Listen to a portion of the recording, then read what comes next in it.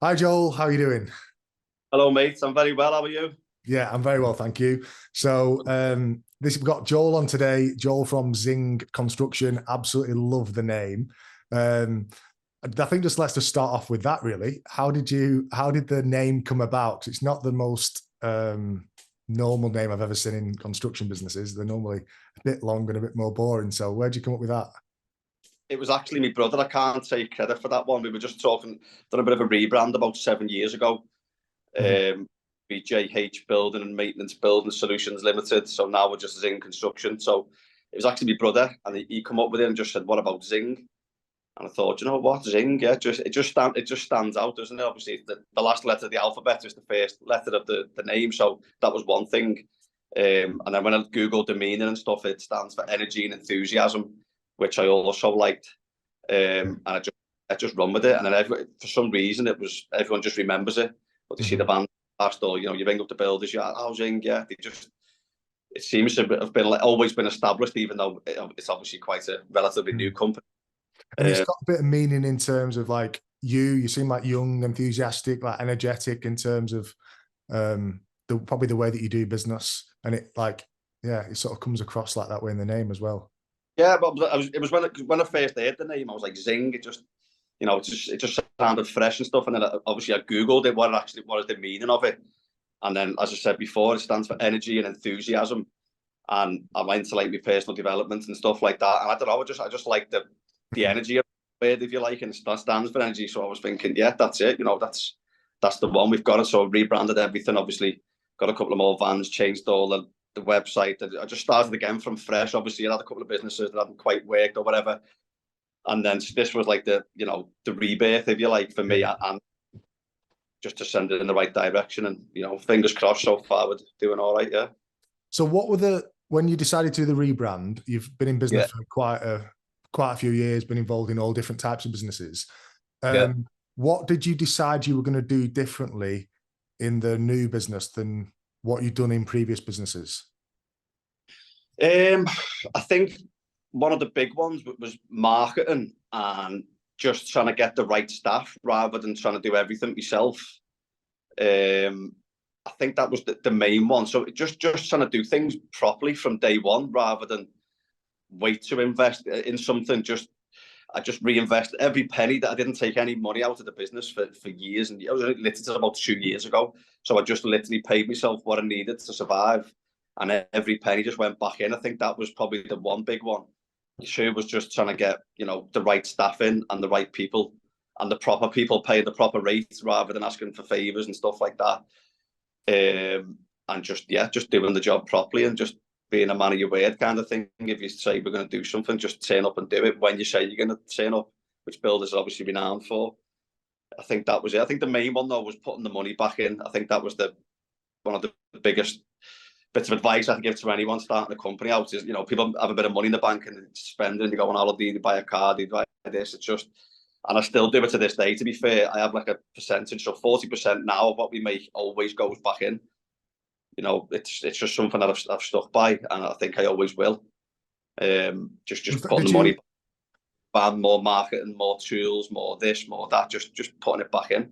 was that something that you just decided on the 40%? Is that something you learned from somewhere? Is that something that you like, how did Probably books, if I'm being honest. I don't read as much as I probably should anymore, but obviously, years ago, I used to do a lot of reading and stuff, and it was just obsessed with like business and entrepreneurship and stuff like that. And I think to be honest, I think I just read it in a book, and I thought, you know what, yeah, it makes sense, doesn't it? Just pay yourself what you need, for at least for the first 5 years or so, and then you can grow obviously faster. I think it's easy, isn't it? There's a bit of money in the bank, and you go, oh, I'm going on holiday, I'll treat myself. But I think if you're quite strict with yourself and just having that resilience, just to not spend it and just know that's for the business. I don't see it over the first 5 years, or especially whatever money was in that business account. I didn't see it as mine. It was never my money. It was just for the business.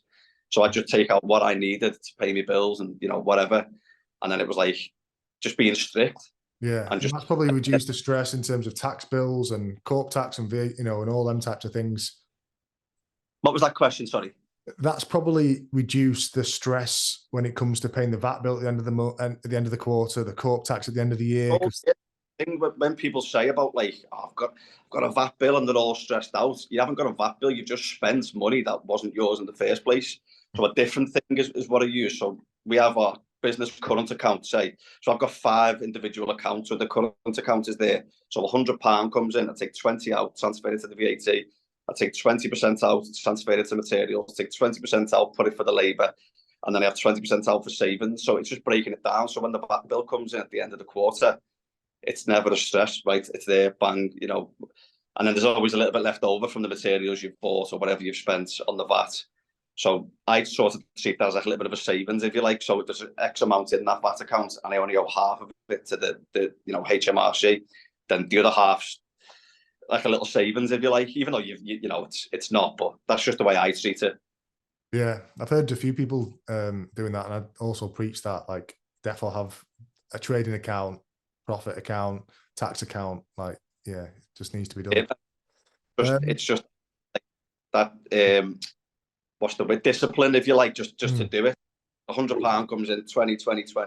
It's there then, and to be honest, it's peace of mind for yourself. Don't get me wrong. In the early days, you know, cash flow and stuff like that, it's not always possible. If people, especially startup businesses, if it's your first couple of years, you might need that to pay your lads or pay your suppliers or whatever it might be. So it's not as black and white as what I'm making out kind of thing. But yeah, because obviously cash flow comes into it, doesn't it? You know, if you're waiting on 30 days to get paid, that's a variable. But if you can, you've got the cash flow, I would recommend. That's one thing that's helped me massively, because now we know at the end of the quarter the money's there. And yeah, it's waiting to go, pay it off, and you're done, kind of thing. Yeah, you can sleep at night then, can't you? Rather than thinking, oh, I've got to pay the VAT man, X amount, we've got to pay him £5,000 or whatever it is. Yeah, it's just there, isn't it? So what do you think have been your biggest learnings as an employer over the past 5 to 7 years? I'd say more so over the last, since COVID has been the biggest change. Obviously, you know, the price of labour has gone through the roof. The quality of labour has probably come down a little bit because the good lads are obviously really busy. So anyone who has been available, so this is more the on-site stuff, you know, your tradesmen and stuff like that, labourers, tradesmen.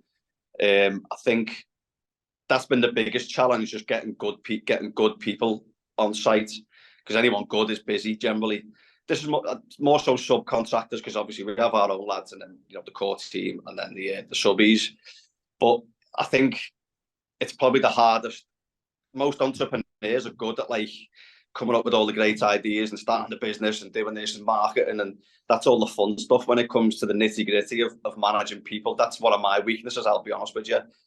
I find that very hard, because you have your own standards and you think everyone should work the way I do, 100 miles an hour, don't have a dinner and run around here, there and everywhere, you know, working hard. It's just, I think you have to sort of just take a little step back sometimes and go, you know, it's not their business kind of thing, as long as they're doing a good day's work and stuff like that. So that was a bit of a transition period for me anyway, when you start employing people. And then I used to price jobs on like sort of my capabilities. So I'd look at a job and go, say, for example, it'd take me a week. So I'd put what it would take me a week, and then your materials on top. And then they're still there in the second week, and you're like, oh, I'd have had that well done. But again, it's not their business, it's yours. So you're obviously going to work a lot harder. So yeah, I think staff's a minefield, isn't it? I think for any business, it's probably the hardest part of, I'd probably say, any business is the staff, isn't it? And managing staff and dealing with staff, all the noise and the headaches and the days off sick and the moaning and stuff like that. So I think that's just something you've got to get around, isn't it? It's just an obstacle you've got to navigate through, haven't you? Is there anything that you look for when you're looking at deciding whether you're going to hire somebody or whether you're going to move somebody on? Is there anything I look for? I think I always try and do it on a trial basis. So I'd never just hire someone and say, right, you start Monday, and sign them up to a full-time contract. I'd always put something in place, like, you know, whether it's 2 weeks or 1 week or 4 weeks, just a bit of a probation, you know, or trial. Yeah, like a trial period, exactly. Yeah. So then at least then you've got the week or the 4 weeks, and you generally know good staff within a week or two. Especially you can, you probably know within a day, you know, within a couple of hours, just how they carry themselves, what tools they've got, and you know, ask them a few little questions. Yeah, what would you do here? Do you know how would you set this out, or what? And you just know over the years of doing it for so long and doing so many jobs and stuff, you just know, don't you? Yeah. And in terms of balancing your personal life, then, so being in business can be, busy, and I know you've got two young kids, 4 and 7. So, how do you go about balancing your personal life and business? It's tough, same as anyone, isn't it? My phone never off the phone. Even when I went on holiday this year for 2 weeks, and like the anxiety I had just to leave. I've never left. I've never been on holiday for more than a week up until this year. But yeah, the anxiety, you just panic and thinking, what's going wrong here? So or what could go wrong? Sorry. So yeah, getting that balance, same as anything. Sometimes you win, sometimes you lose, isn't it? I'm lucky enough now that I take the kids to school now most days, do the school runs, but then I'll be on my laptop when they go to bed at 8, 9 o'clock. I'll be on my laptop doing pricing and stuff like that, and bits of paperwork. So that's something what I'm working on at the moment, to be honest with you. Obviously, we're quite established now. We've got ongoing work and stuff. So we've just hired a new contracts manager. We've got a new office manager. I'm just trying to build a bit of a fortress around myself so that I can switch off of an evening, and not the business won't be as reliant on me every day. So I think that's probably one of the main things. Again, just putting a team around you to try and take some pressure off. But as for personal life, it is when you set a business up, you've just got to go all in, haven't you? I don't like the idea when people say, "Oh, what about plan B and stuff?" There's never been a plan B for me. It's just, this is what I'm doing, and I'm just going to keep going until it works, kind of thing. And just, I've missed certain things, especially when my first little girl was born. The first couple of years, probably wasn't there as much as I should have been. But luckily now I take them to school every day, spend a lot of time with them, take them to all the classes. So it's just swings and roundabouts, isn't it? I don't think you ever get the balance right in life, do you? You need it. Yeah, I think people say work-life balance, but there isn't really. It's tough to get the right balance with work with a business owner. Yeah, it's one of them, isn't it? As I say, some weeks you can have. The thing is, for me, when we're in the middle of a job, it's quite good because all the materials are there, it's all ordered, everyone's set up, the program's sorted. So you can sort of, that's the days when you can have your little bits of time off, and you can have a little day off with the kids and take them somewhere nice, stuff like that. And then I go through a period of a couple of months when we're pricing loads of jobs and we're starting new jobs. That's when I'm busy then. So it's just one of them things. It's part and parcel, isn't it? It's just part of the territory. Yeah, and I think as well, the better quality of the people that you get in stop, because if you think about like you as the business owner, like the easy stuff to deal with gets done by your team, and the harder stuff to deal with done by a more senior team, then the really hard stuff gets done, gets to you, or the bigger problems. So if you've got better people in the way of stopping them problems getting to you, you can have less problems, less stress, more free time. So, and that's something, again, going back before, I've always known that I've needed these staff. But again, going back to like cash flow, when you're starting out and stuff, it's in an ideal world, you'd start the business tomorrow and you'd have all these people. 2 seconds. Yeah, 2 seconds. I'll send it now. Sorry, I forgot what I was saying then. You said about cash flow, and when you, in an ideal world, you want all these people, but yeah, we start up and we go, right, I'll have a team of 5 tradesmen, I'll have a contracts manager, we'll have the office manager, we'll have a QS, we'll have a quality control manager. You'd have a manager for everything, wouldn't you? And life would be great. But you've sort of got to go through the hard phases, and you've got to do everything as a business owner from the start, unless you've got a big investment off somebody or a rich mum and dad or whatever it might be who can finance it. You've just got to grind through them first couple of years until you're in the bank to be able to pay these people. And then obviously, it gets easier then, kind of thing. So that's where we're at now. We're at a bit of a stage where the cash flow's there, the work's coming in. We've got a great team on site. So I'm just trying to build that team sort of around me now to take the pressure off a little bit, and, put some fires out before they sort of get to me and take some phone calls and stuff. Amazing. And in terms of marketing then, what have you learned about marketing? Because I think a lot of people, certainly in like construction or like trade type businesses, that are, we don't market, there's this like badge of honor. What's your thoughts on marketing for your business? With the old school fellas, I don't do this, which is fine. That works for them. If you're not doing any marketing and you've got enough work and you're happy with the amount of work you're getting, crack on. You know, there's no right and wrong, is there? Obviously, we've got a bigger team, and we want to try and grow and stuff like that. So I enjoy the market, and that's probably my favourite part of the business. Like I said before, most entrepreneurs, they have the ideas, and the brain never stops, and you know, it's stuff like that. So I enjoy the marketing side of it. That's what this is the thing that's going to be my role now when these people come in and we get settled down, and over the next 8 weeks, my job will just be literally to bring the work in. I'll still do the pricing, like to price my own jobs. I've tried stuff in the past, but I'd rather just price it. I know where I'm at. So that will just pretty much be my role, just overseeing everybody, doing the market, the pricing. But I always try, I think like over the next, certainly I've seen it change over the past few years since I've been coaching, but even more so now, like as a business owner, I think 80% of your job is like marketing and sales now. Like in the past, you could have got away with, but like it's got to be, 80% of your time, effort, focus is on marketing and sales. 20% on innovation in terms of improving processes and getting people in, but a big part of it's got to be on marketing and sales. 100%, because without the customers, without people paying, no business, is there? So it's almost like the most important part, isn't it? You've got to get the sales in order to do the work, to earn money, kind of thing. So yeah, we've got a few little things, obviously, that I'm going to be doing over the next 6 months and stuff to sign up the market. Again, when I was saying before about reinvesting back in, so I've got a bit of a budget put to the side now. So, I've got a few little things that I'll be doing over the next couple of months on top of what we already do. Word of mouth, you can't beat word of mouth as well. I'm not disrespecting word of mouth, because there's no better referral than, Zing give them a job. I think that's a type of marketing though. So when people say, oh, we just get all of our money, all of our business from referrals, I'm like, okay, so you do marketing. Well, we don't. Okay, do you ask for referral? What's your referral strategy? How could you get more referrals? Like, who are you getting them off? Is there particular people? So you could actually build 7 or 8 strategies into your referral strategy to get more referrals. So let's say you're getting 3 a month, we could get that to 10 a month by just tweaking what we're saying, how we're saying it, who we're saying it to, and building a strategy around it. So I think that's absolutely marketing. You just don't like to think of it as marketing, but as you say, the word marketing, just in my opinion, is getting leads in or getting jobs in, and how you do it, whether you're talking to your or whether you've got a website and a social media account, it's marketing.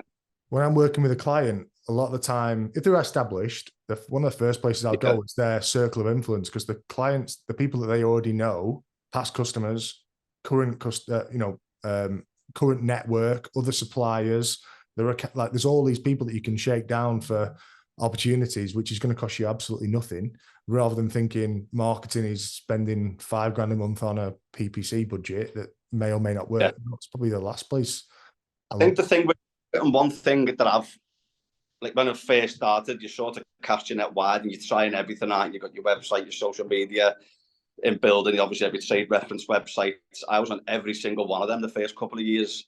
And then you kind of find what works and what doesn't, and then just double down on what does work, kind of thing. Find some big, and then just kind of go all in on that. I think social media is obviously a massive one, as we all know. People are glued to the phones now, aren't they? But we've, to be fair, we get work from so many different places. That's where the like most of the vans are obviously signed up. Any job we do, we have the the A boards outside or the Harris fencing with your logo on and stuff like that. The lads are always uniformed, so it just people just sort of see it, don't they? And obviously it stands out a little bit, the logo and stuff, and it just seems to come from so many different places. The trade ref sites, they are, you get quite a lot of work off them. I find Instagram a lot better than Facebook. I seem to get a lot more leads off Instagram than Facebook for some reason. I don't know why that is, but I think social, that's something that I'll be aiming, that's one of the things that I'll be doing, is trying to grow the social media side. I don't really put enough on there, to be fair, because we haven't really had to, but I think, moving forward, I think times are going to get a little bit harder in construction over the next couple of years. I think we've had it quite good since COVID and stuff. I think people are going to be tightening the belt over the next couple of years, so it's just trying to get ahead and, constantly competitive. Yeah. And I was thinking about marketing as well. Like, a good thing to think about is what are you good at and what do you like doing? Because all marketing works. Like, email works, Instagram works, PPC works, SEO works, trade Yeah, magazines work, definitely, yeah. newspapers work, they all work, but it's just a case of like, what are you good at and what do you like doing? Because if you don't like going on Instagram and you're not very good at it, then you're not going to get You know, touch from it. But if you're like really good at writing email copy and you understand how different domain servers work and the technical standpoint around that, then you're going to get, if you're really good at writing SEO blogs and whatever, or you're really good at networking and speaking to people and yeah, building relationships. So it's a lot of it's about like what you're good at and like doing from a marketing perspective. And then if you want to business perspective, it's like Hmm. I said, I want that to be my role because that's what I enjoy doing. So if I can get other people to do the other stuff that I'm not very good at, it's about having people, employing people who are better than you at what you Hmm. do, isn't it? The likes of paperwork, tax returns and VAT returns. That's like most people have their own business. That's what they hate the most. So if you can get someone in who's better than you, great. We've just got a contacts manager in. He should be better at managing people than me. So that's why I've got him in. That's him. So we have the lads on site. You like the operations manager. He's better at solving problems on site and looking at something and figuring out how we build it. He's better than me, so that's why he's in his place. Your labourers, even down to them, they should be better than me because that's what they do every day. So it's just getting people in my opinion, who are better than you at what you do. 100%. There's probably understand me out there. That might be something that next year or the year after we look at that again. There's obviously better people than me at doing marketing, so it's Yeah. just fine. You know what? It's interesting as well, right? So sometimes, I don't think you're there yet, but sometimes business owners, what they find is like, let's say they were really good at the operation side of it and the contracts management. That's sometimes the last thing that they let go of. Yeah, Actually, that becomes the bit that holds the business back because they've got all of these other commitments as well. So let's say you've managed to get rid of all of your other jobs, right? So with marketing, you should be selling it. But let's say you were doing all the contract stuff, all of this stuff, all of, the finance stuff, the invoicing stuff, but then kept hold of the marketing because you were best at that. Well, actually, sometimes the marketing then can suffer because you think you're best at it. You stretch too thin. So yeah, it can be a bit of a conundrum. Like actually, sometimes delegate stuff that you're good at as the business owner. I'll be honest, I'm my own worst critic. In the last probably 2 years, up until a few months ago, I was holding the company back for exactly the you've just said because I didn't want to let go. It's my baby, and I'm thinking no one can run a job better than me. I've done this for years. I know what I'm doing, kind of things. But it's just sort of going back to the drawing board and just going, well, hang on, am I the best at it? And just being honest with yourself. The ego gets involved. Oh, I can run jobs better than this is my business. I know what I'm doing. And probably would do if you had nothing else to do. If you had nothing else to do, you didn't have to worry about marketing, sales, cash flow, finance, hiring, recruiting, firing, all of that type of stuff. Then you probably would be the best. But the facts are that you've got 10 other things to worry about. So that you would actually.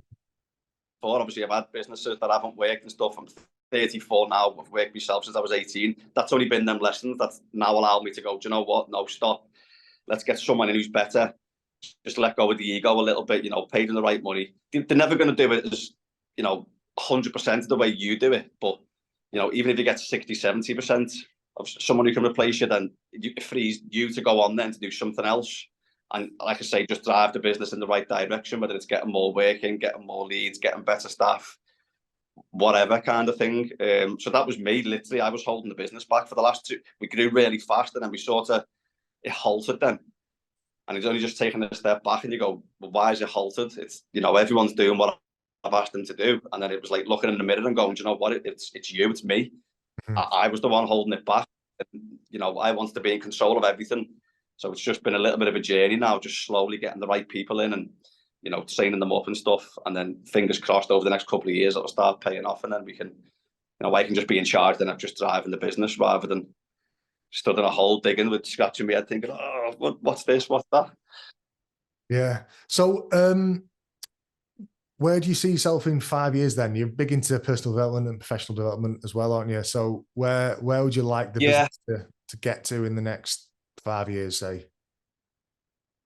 I think our short-term goal, if you like, is I want to do my own builds, my own development. So I do a little bit. I'm not going to sit here and say I'm a property developer. I do a little bits and bobs of property. I have done for a few years, just a little bit of buying, a little bit of selling, stuff like that. Nothing to brag about. Like I'm not, just while I've had spare men or whatever, or seen opportunity come, or I've bought stuff and done it up and sold it and stuff like that. but I really, really want to get into like building my own houses kind of thing. That's something that, again, this is why I've needed these people to keep going back to it, but just to free my time so I can go and find a site and, you know, get the land and stuff. So we've been looking for land for about 6 to 12 months now. It's just really high in price at the moment. All these developers are just wanting silly money for the land with no plan and no nothing. So got to be careful, but that's what we're sort of aiming to do over the next, you know, not even 5 years, over the next 12 months, 18 months, is just to obviously get our own bits of land, develop it and either sell it or keep it, whatever. So that's sort of the long-term goal, is just to try and get rid of the customer, if you like, and just sort of be your own customer. So you're fully in control of the job, control of the budget. There's no changes halfway through. And, you know, when the customer comes in and they're like, oh, I want this change or that change, and you're more in control. So that's what we're trying to do over the next probably 12 months. Yeah, 6 to 12 months. Amazing. So just wrapping up, is there anything that I should have asked you that I haven't asked you, or maybe just finish with what's been your favorite book that you've read over the past sort of few years, or most impactful, do you think?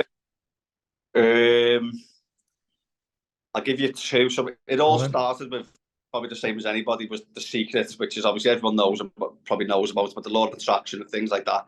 That was the first book that triggered me sort of, you know, personal development / business development journey. I read that and I was like, wow, that just makes so much sense.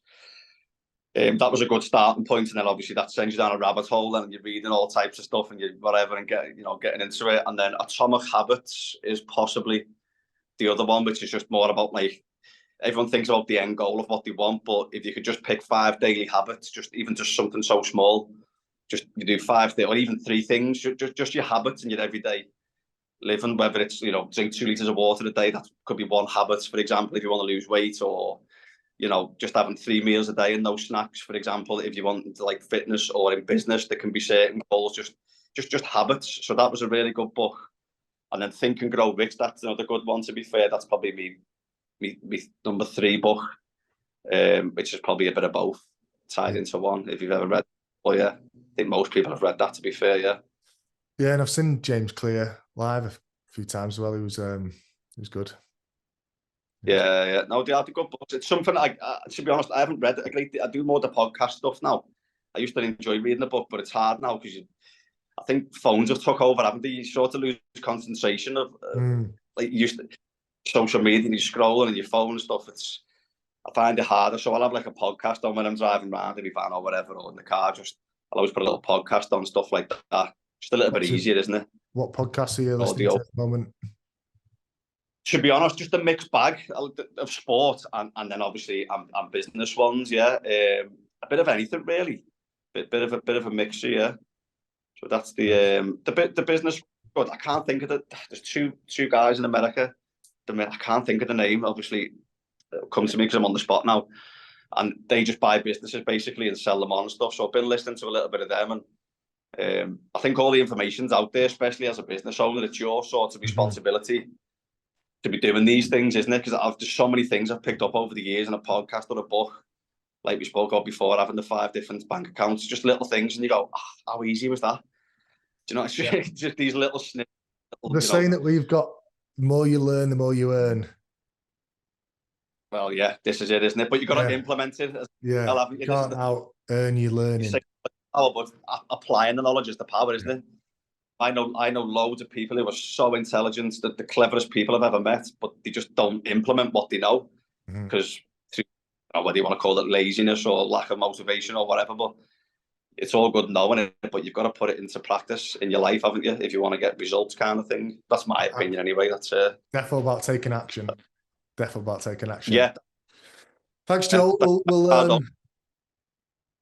wrap up there. Thanks so much for the chat. It's been great speaking to you.